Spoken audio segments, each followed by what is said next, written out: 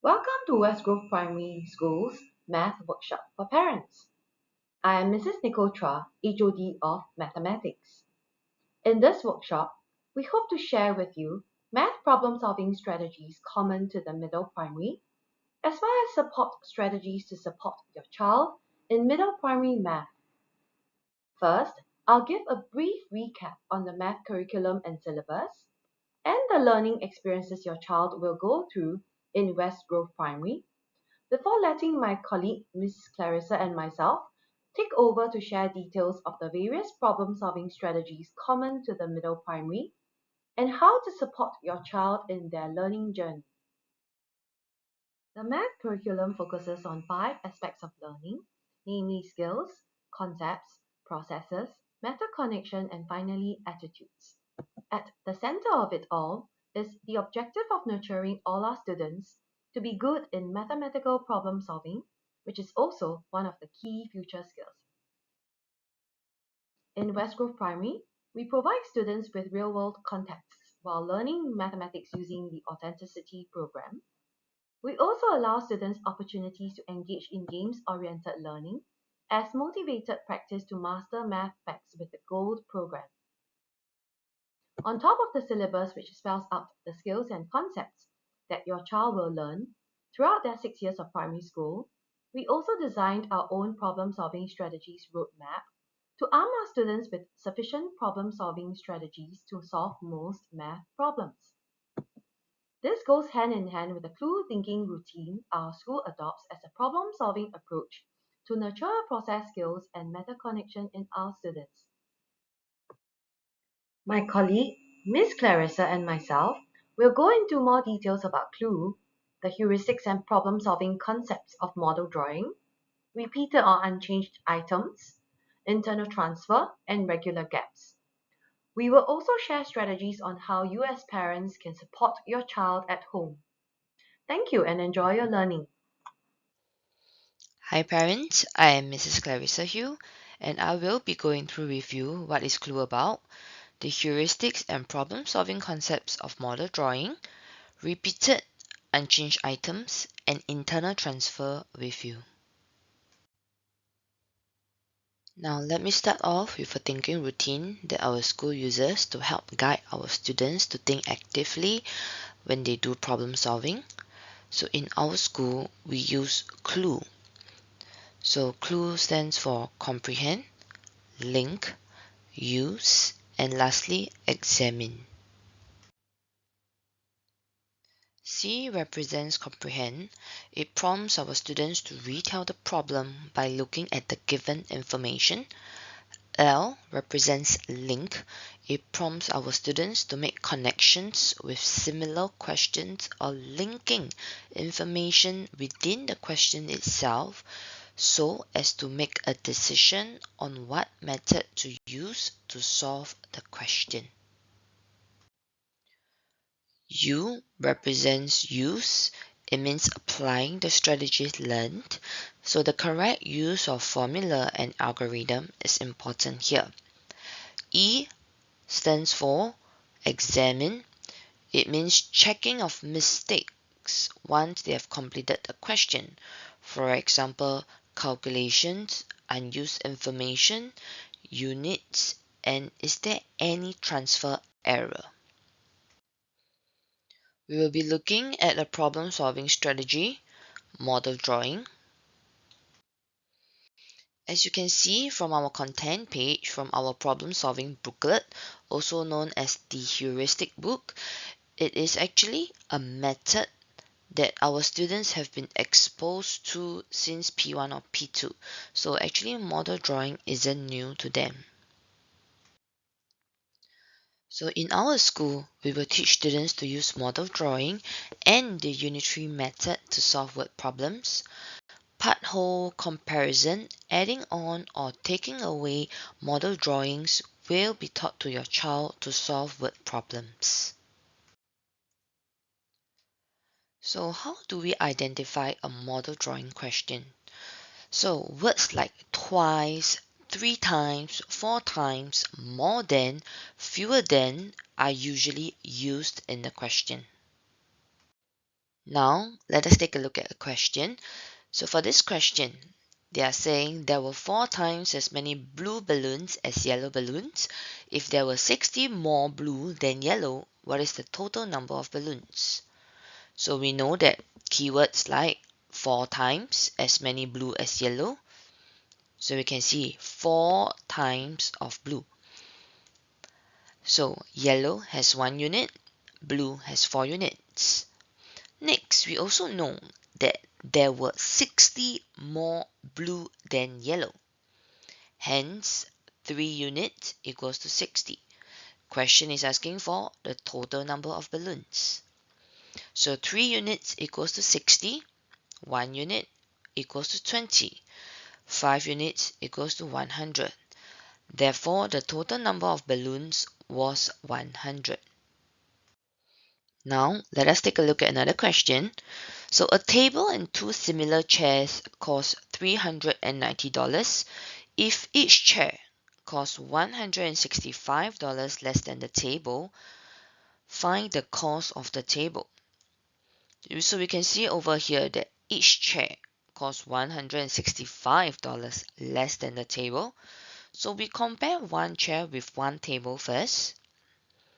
And we know that one table costs more since one table costs less. So let us represent one table and one chair, and we can see that the table costs $165 more. Next, the question is asking for 2 chairs. Okay, so a table and 2 chairs cost $390. So let us represent one more chair, and the total is $390. So we take 390 minus 165, we will get $225. But this is actually for 3 units. So 3 units equals 225. Hence, 1 unit equals to 225 divided by 3 equals to 75. But the question is asking for the cost of the table. Therefore, we take 75 plus 165 to get 240. So the cost of the table was $240. So earlier on, it was method 1. Now let me show you method 2. So for method 2, we are going to add $165 to both chairs to make all of them equal. Hence, I have $390 plus 165 plus 165 equals to $720.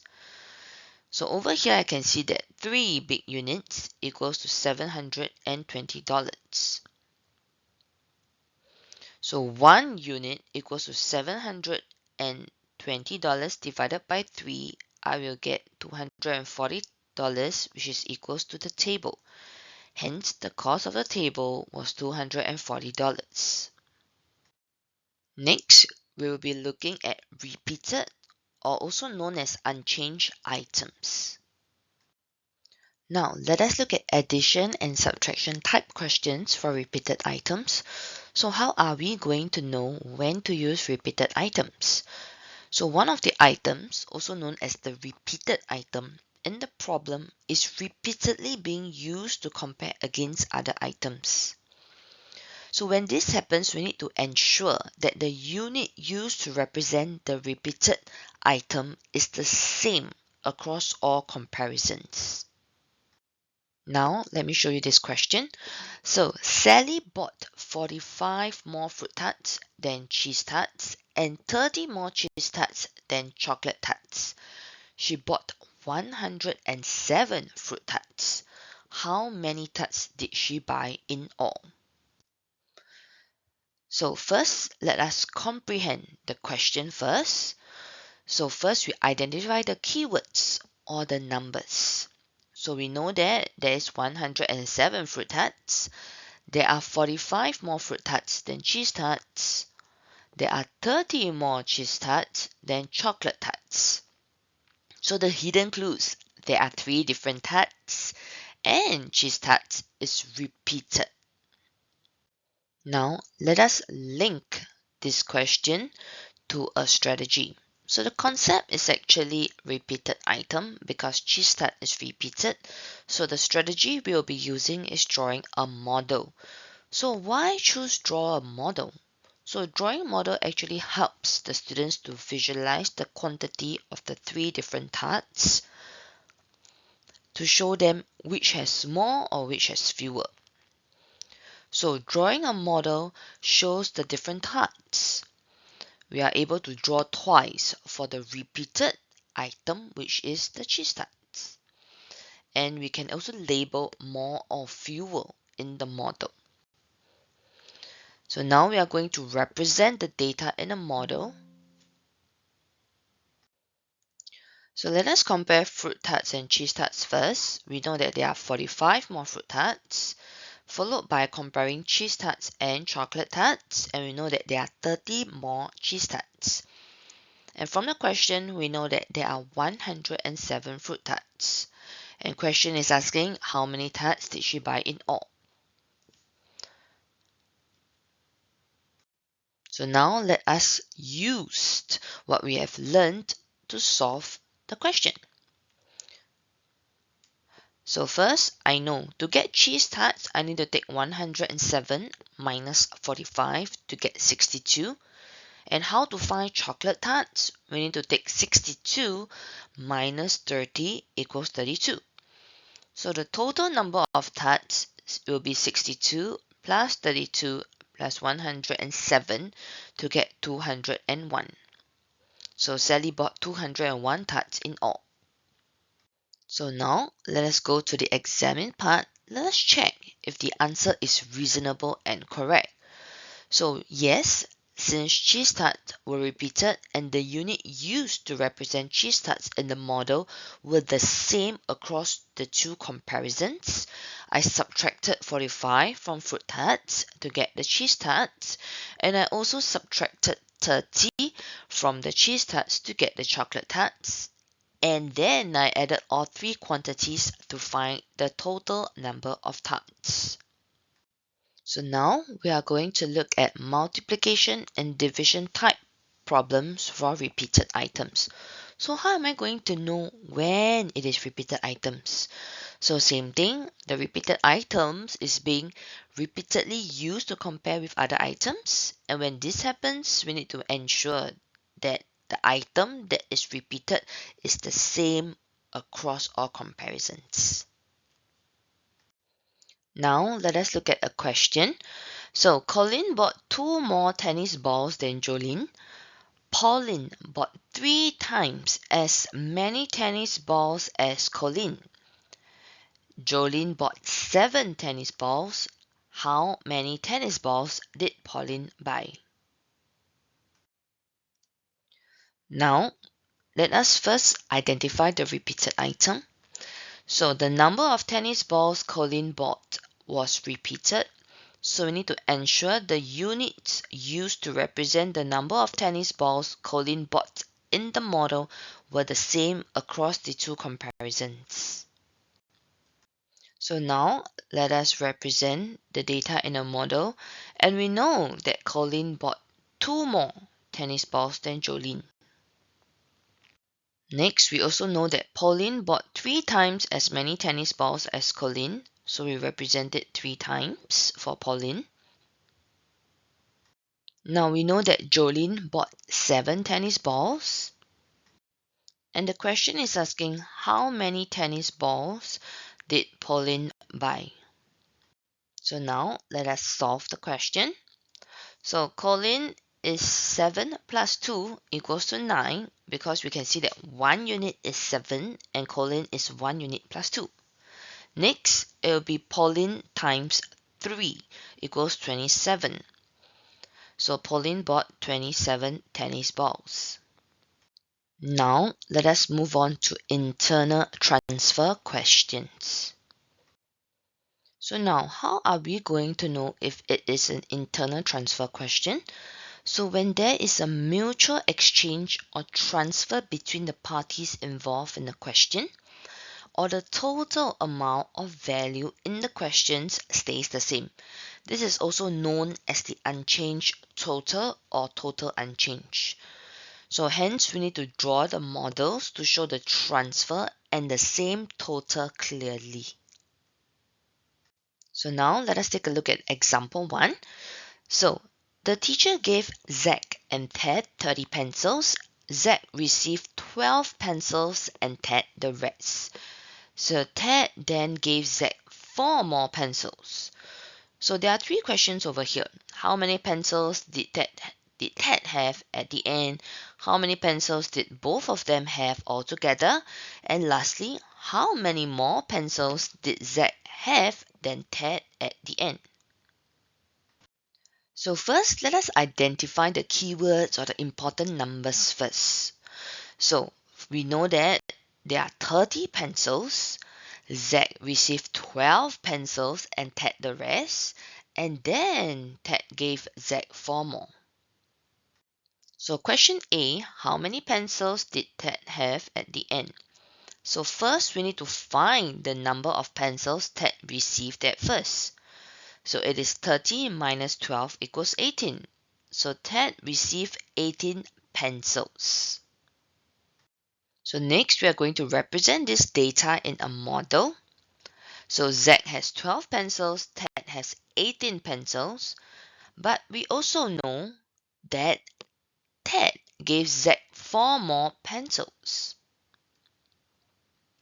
So you can see that I'm moving 4 for Zack. So now let us solve question A.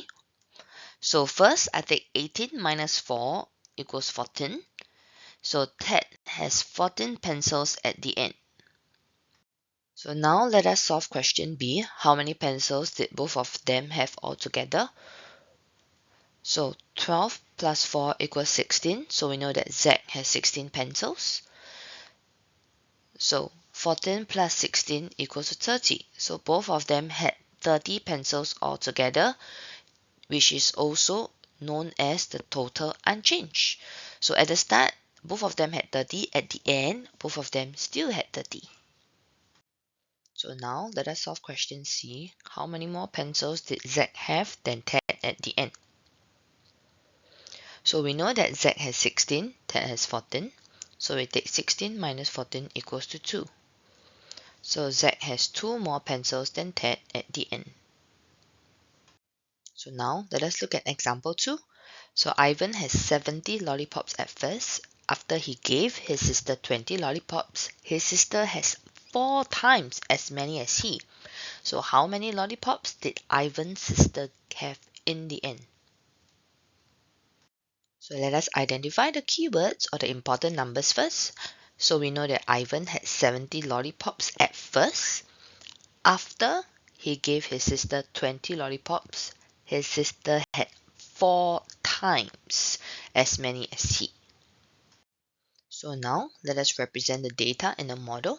So we know that the sister had 4 times as many lollipops after he gave his sister 20 lollipops. So we know sister has 4 units and Ivan has 1 unit. And this is after. So now let us represent our data for at first. So we know that at first means Ivan had 70 and that was before he gave his sister 20 lollipops. So let us give 20 back to Ivan first. So since we know that Ivan had 70 lollipops at first, it means 1 unit plus 20 equals to 70. So how do we get 1 unit? We take 70 minus 20 equals to 50. So the question is actually asking for how many lollipops did Ivan's sister have at the end, which is 4 units. So 4 units equals to 4 times 50 equals to 100. So Ivan's sister had 20 lollipops in the end. Hi, I'm Mrs. Nicole Chua. I'm going to share with you one of the problem-solving heuristic called regular gaps. How do I know when a problem involves using the strategy of regular gaps? Well, there would be a pattern, which is an increase or decrease of the same amount from the beginning of the series to the end. The first way of solving it would be to think of an equation and use it to predict the outcome of the pattern.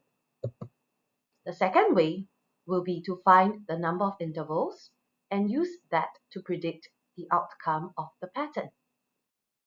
Let's look at an example of a question on regular gaps. The pattern below is made up of rectangles with 3 circles in each rectangle. Study the pattern and answer the following questions. Part A. When there are 13 rectangles, how many circles are there? Part B. How many rectangles are there when there are 63 circles? Let's look at the first method where we use an equation to solve the problem. Step 1. We have to transfer the data from the pattern into a table to help us to better identify the equation, which is step 2. Then in step 3, we use the equation to help us to predict the answer for the pattern. So let us look at figure 1 and we put that into the table. Figure 1 has got 1 rectangle and 3 circles. Figure 2 has got 2 rectangles and 6 circles. And in figure 3, there are 3 rectangles and 9 circles. We can see that from the table, the figure number is always the same number as the number of rectangles that are in the pattern. And we can also see that the number of circles is actually always 3 times the number of rectangles. So if we come up with an equation, the equation would be n, which is the figure number, times 3. When there are 13 rectangles, how many circles are there? So using the equation of n times 3, I will know that the figure number will be 13, as the number of rectangles is 13 and the figure number will always be the same as the number of rectangles. And when the figure number is 13, the number of circles will always be 3 times more than that. So therefore, I will take 13 times 3 to find 39, which is the number of circles there will be when there are 13 rectangles. Using the equation, we can find the answer to part B, which is how many rectangles are there when there are 63 circles. We know that the number of circles is always 3 times the figure number. So when there are 63 circles, all we need to do is to work backwards by taking 63 and dividing it by 3 to find 21, which will then be the figure number as well as the number of rectangles there will be when there are 63 circles. Let's look at method number 2, where we use intervals to find the pattern. Just like in method number 1, we have to first transfer the data into a table. Then we will identify the interval using the table and use the interval to continue the pattern. Let's look at the pattern. From figure number 1 to figure number 2, there is an increase in 3 circles. So that means that the number of intervals from figure 1 to figure 2 is 1. And there is 1 interval of plus 3. From figure 2 to figure 3, there is also an increase in 3 circles. So that means there is another interval of plus 3. So altogether, from figure number 1 to figure number 3, there are 2 intervals of plus 3. As you can see the pattern, the interval will always be 1 less than the number of figures. So if there are n figures, the number of intervals will be n minus 1. Let us use that to answer part A of the question. When there are 13 rectangles, how many circles are there? As we understand previously, the figure number will always be the same as the number of rectangles. So when there are 13 rectangles, the figure number would be 13. And we also know that the number of intervals will always be 1 less than the number of rectangles or the figure number. So the number of intervals will be 13 minus 1, which is 12. And if there are 12 intervals, there will be an increase in 12 times 3 number of circles from figure 1. So 12 times 3 is equal to 36. And we have to remember that figure 1 starts from 3. So we will have to add an increase of 36 circles to 3, which will give us an answer of 39. So therefore, the total number of circles there will be when there are 13 rectangles will be 39. Let's look at part B, where how many rectangles are there when there are 63 circles. So now we have the number of circles and we need to find the number of rectangles. To do that, we will have to think how many intervals will there be if there are 63 circles. Now, we have to take into consideration that at the beginning of the pattern, there were 3 circles. So to work backwards, we will have to first take away 3 circles to find the number of increases of 3 or the number of intervals there are. So taking away 3, I will have 63 minus 3, which is 60. After that, I will then divide it by groups of 3, okay, which is 60 divided by 3 to get the answer of 20. 20 would mean that the pattern added 20 intervals of 3 from figure number 1 to get 63 circles. But however, we also remember that the number of intervals is always 1 less than the figure number. So, since there are 20 intervals, we have to add 1 more to get the figure number, which is 21. We also remember that the figure number is always the same as the number of rectangles. So if the figure number of 21 will give us 63 circles, there will also be 21 rectangles when there are 63 circles. Let's look at another example. Example 2. A table can sit 4 people. When 2 of the tables are placed end to end, it can sit 6 people. 3 tables placed end to end can sit 8 people as depicted below. Part A. How many people can sit at 6 such tables? Part B. How many tables placed end to end can sit 38 people? Let's use the equation method to solve the question. Step 1. Transfer the data into a table. As you can see in figure 1, there is 1 table and there are 4 chairs. And in figure 2, there are 2 tables and 6 chairs. And in figure 3, there are 3 tables and 8 chairs. And if I continue the pattern, I will know that when there are 4 tables, there will be an additional 2 chairs. So 8 plus 2 will give me 10. So I'll try to use that to identify an equation and use the equation to continue the pattern. So the figure number will always be the same as the number of tables as I can see from the table. And the number of chairs will always be the figure number times 2 and plus another 2. So that would be the equation that I will use to continue my pattern. Using that equation, let us answer part A. How many people can sit at 6 such tables? So, I know that the figure number will always be the same as the number of tables. Therefore, if I have 6 tables, my figure number would also be 6. And using the equation, which is 2 times the number of tables or the figure number plus 2, and I have a figure number of 6 or 6 tables, I will take 2 times 6 plus 2 to find the number of chairs, which is 14. So there will be 14 people who can sit at 6 such tables. Using the equation, let us use that to also answer part B. How many tables placed end to end can sit 38 people? As we already know that there are 38 people, we will need 38 number of chairs. And to find the number of tables, it means that we will have to work backwards. So to work backwards, we first have to take 38 and take away 2 to get 36. And then take 36 and divide it by 2 to find 18.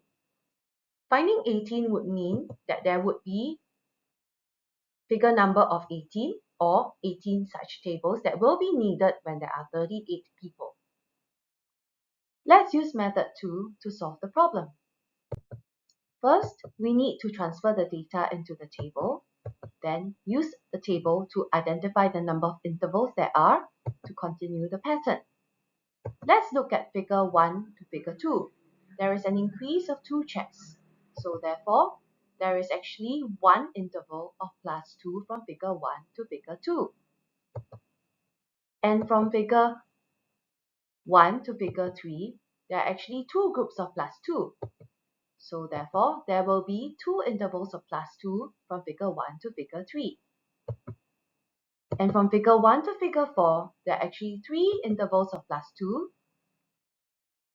And so we can conclude that the number of intervals will always be one less than the figure number. So if there are n number of tables or figure number n, the number of intervals will be n minus 1. Using that, let us solve part A of the problem. How many people can sit at 6 such tables? So if there are 6 tables, the figure number would be the same, which is 6. And if there are, let us use that to find the answer for part A. How many people can sit at 6 such tables? So we have understood that when there are 6 such tables, the number of tables which is the same as the figure number would also be 6. And if the number of intervals is always one less than the number of tables or the figure number, the number of intervals will be 6 minus 1 equals to 5. So that means there will be 5 increases of +2 from the first figure. So to find the number of increases in chairs, I will take 5 times 2 to get 10.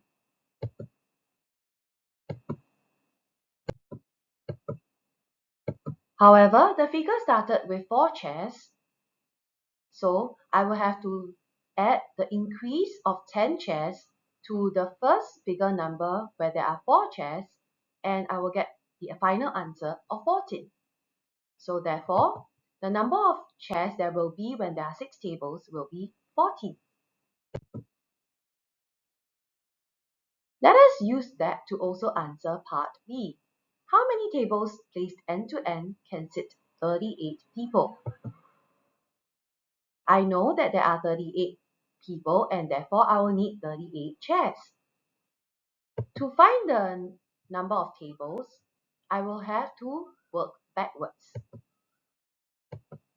In order to work backwards, I have to first take away the number of chairs that are in the first figure. So there are 4 chairs in the first figure. So I will have to take 38 chairs minus the first figure of 4 chairs to get 34 chairs. This 34 would mean the number of increase in chairs since the first figure. So there are an increase of 34 chairs and each increase or each interval is 2. So to find the number of intervals, I will have to take 34 divided by 2 to get 17. Knowing that there are 17 intervals of +2, and I know that the interval will always be one less than the figure number, I will have to add 1 to find the figure number. So 17 plus 1 will tell me the figure number, which is 18. And if there is a figure number of 18, I will know that the number of tables will be the same, which is also 18 when there are 38 people. How do we help our children minimize careless mistakes? Here are 7 checks that we can remind our children to do so as to minimize careless mistakes. Most children make the errors of misreading the numbers in the question and using them to solve the problem, or transferring the wrong numbers in the problem into their solutions. So children should be taught to check for misread by rereading the problem and to check the numbers that they have written in their solution again with the ones in the problem to ensure that they did not transfer them wrongly. Another common mistake made by children is calculation error, which then affects the reasonability of their answers. Children should be taught how to estimate their answers and use that to check if the answer they arrive at is reasonable or is it way out of the range. For example, 24 plus 38 should give an answer of around 60. However, if they arrive at an answer that is way out of range, it should signal to them that they have probably made a mistake, calculation or otherwise, as it is not a reasonable answer. Next, after attempting the question, children should be taught to look out for any unused information. Unused information would signal to the children that they may have overlooked certain information given in the question and should rethink their answer. Lastly, children should be taught to read the question again to check if they have answered the question and found what is needed, as well as to check if they have specified their answer in the units of measurement specified by the question. How can we support our children in his or her learning outside of school? For a start, it would be good to check in on your child's daily learning to ensure that they can cope with the rigor of the subject. Homework would usually be written in their handbook, so check that your child has it written in their handbook and check that they have completed whatever is necessary against it. If you observe that your child is disciplined and responsible, we can perhaps check in less frequently with them. However, as they are transiting from P2 to P3, they may need time to adjust to the rigor of the curriculum. Do check in with them more as they settle in. Getting your child to tell you what they have learned in school is another form of checking in to ensure that they are on top of what they are learning in school. Encourage your child to use Qubits or use it with them to practice math daily. Qubits is a self-directed math learning platform that is auto-marked. Children get immediate feedback on their learning, and self-help videos are also included to help them get the right answer. Your child's teacher may also assign lessons on SLS to get your child to do learning before or after the lessons to ensure that they have mastered the concepts taught. Involve your child in activities that involve math in their everyday lives, like letting them handle money to purchase things so that they know how heavy coins are, or how to find change and even how to spend within a budget. All are important life skills for the children. We can also get our children to identify angles around them when they learn the topic of angles and how to find right angles, acute angles, and obtuse angles. Supermarkets are also authentic places for math activities. There are an assortment of things that children can explore in a supermarket. For example, how heavy 1 kg is, how much is 1 liter. Sometimes when there are promotions and free gifts, we can explore with children how to get the most number of items with a sum of money, and so on. Even when we watch movies or wait for public transport, we can get children to spend the wait time wisely by getting them to find the duration or the start and end time, which they will learn in the topic of time. When we involve the children in such ways, we are actually getting them to practice math unknowingly. This would definitely be easier than getting them to complete assessment books or papers. It will also be far more interesting for our children and nurture their love and appreciation for math more. I have come to the end of my presentation. Thank you for your attention.